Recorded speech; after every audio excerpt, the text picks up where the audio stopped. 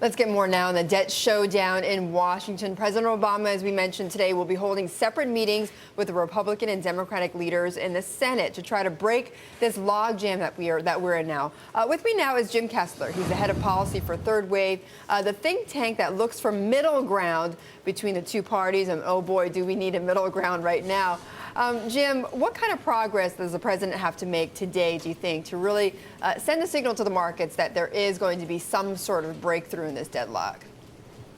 Well, I think it's really important that he's engaged, Betty. And look, the vice president had been involved, and that should be good enough for congressional leaders, but they wanted to go one step higher.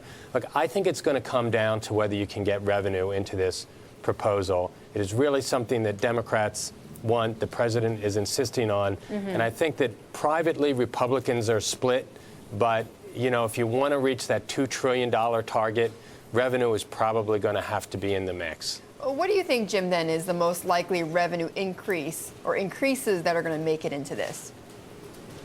Well, there's all sorts of tax loopholes. Republicans will not accept any raises in rates, and I certainly understand that. But you know, you've got a tax you've got a tax system with so many loopholes. I mean, everything from there's loopholes for Greyhound racing winnings, you know, all the way up to things like ethanol. I mean, there's definitely plenty of targets there. You listed a few earlier. Right. I don't know if you'll see something on carried interest. It's possible, but you know, they're looking to get $300 or $400 billion there.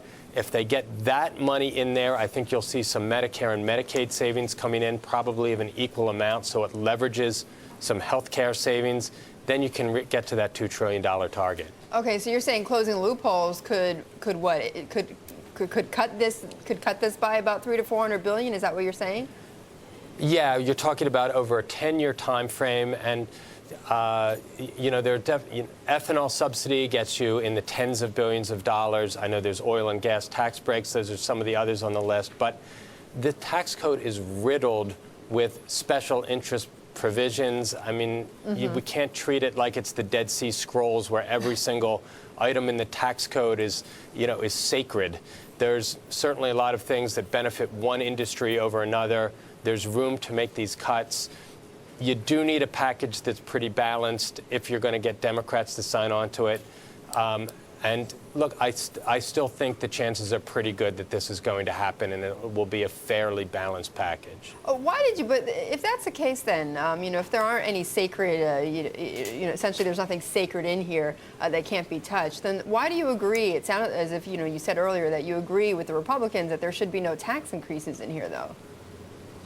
Well, I understand where they're coming from. They've made a pledge. I do think that eventually you're going to need to raise rates. I don't think you're going to get an agreement where you raise rates ahead of the debt ceiling.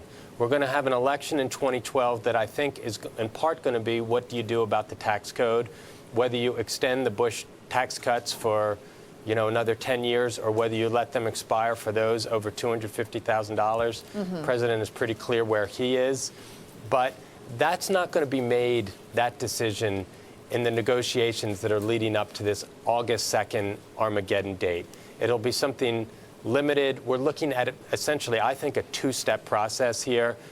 Some deficit reduction, some revenue raisers, and then another package, probably in 2013, of more revenue and more deficit reduction. Jim, do you get any sense at all? Because we had Roger Altman on Friday, who said, you know, there's a possibility that the lawmakers will just test this August 2nd deadline, and they'll go through with it, and the debt limit won't be raised, but then the markets will go crazy, and that'll force lawmakers to come together with a real deal. Do you get a sense that anybody is willing to test that?